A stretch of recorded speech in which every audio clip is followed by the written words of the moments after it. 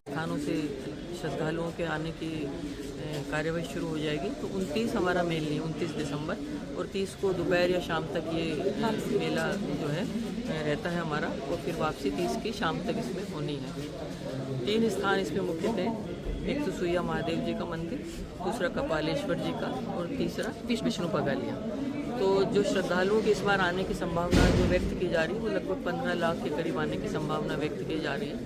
तो उनकी व्यवस्थाओं के संदर्भ में आज मेरे द्वारा एक समीक्षा बैठक ली गई है, जिसमें सबसे पहले क्या क्या व्यवस्थाएं सुनिश्चित की जानी है इस पर हमने विस्तार से चर्चा की है, और उसके उपरांत निर्देश दिए हैं कि इसमें कहाँ पर अभी थोड़े बहुत गैप हैं, क्या संभावनाएं अभी और हैं जिनको कि दुरुस्त किए जाने की संभावना है, जिनको कि दुरुस्त किए जाने की आवश्यकता है।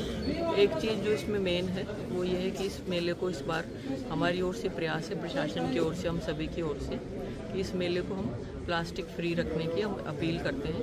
एक सभी श्रद्धालुओं से, सभी लोगों से जो इस मेले की व्यवस्थाओं से जुड़े हुए हैं, इसको एक तरह से हम लोग हरित अर्ध कुंभ की तरह से इसको हम मनाएं और इसको प्लास्टिक फ्री रखने का प्रयास करें। उसके अलावा जैसे सड़कें हैं हमारी, या हमारी पानी की व्यवस्था है, बिजली की व्यवस्था है, ढीले तार, या हमारे ट्रांसफार्मर्स हैं, या हमारी मेडिकल टीम्स हैं, या हमारी पुलिस व्यवस्था है, या बैरिकेडिंग है, या फिर हमारे खाने पीने की, ठहरने की व्यवस्था है। तो इन सभी बिंदुओं पर हमने विस्तार से चर्चा की है, और जो इससे संबंधित अधिकारी हैं उनको हमने निर्देशित किया है कि सभी अपनी अपनी ड्यूटीज़ को, अपनी व्यवस्थाओं को ध्यान से समझ लें और उसको विजुलाइज करें, उसको डिटेलिंग करें कि उनके स्तर से क्या क्या व्यवस्थाएं की जानी है। और यदि कोई संदेह है किसी प्रकार का या कोई और व्यवस्था उन्हें लगती है कि उन्हें कराने की आवश्यकता है, तो उन व्यवस्थाओं को वो इंश्योर करें। कुछ 1-2 चीज़ें हैं जिनके काम अभी चल रहे हैं, अधिकांश व्यवस्थाएँ हो चुकी हैं कलेक्टर साहब, एसपी साहब की तरफ से, लेकिन फिर भी कुछ व्यवस्थाएं ऐसी हैं जो कि अभी ऑन गोइंग है। तो उन व्यवस्थाओं के लिए अभी हमारे पास समय है, इस दौरान उन व्यवस्थाओं को इंश्योर कर लिया जाएगा।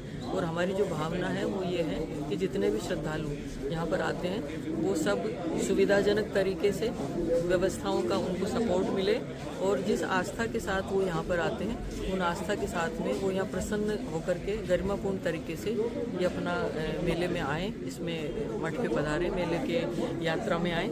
ये हमारी ओर से पूरा प्रयास है।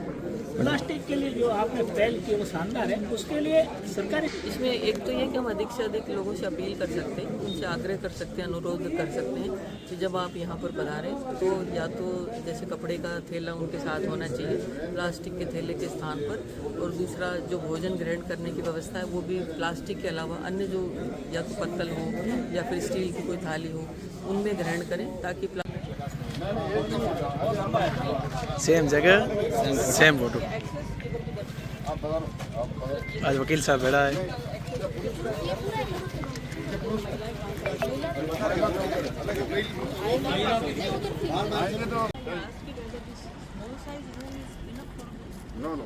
मैम टिपिकली इसी को यूज करते थे, but of course we need to extend it ma'am. वो भी फुल्ली कवर्ड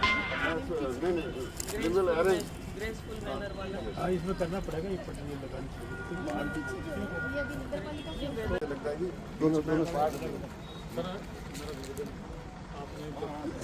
अच्छी बातें की। अब वो पहले की बात है, अब आजकल अच्छा रहेगा, ये जरूरी आवश्यकता भी है।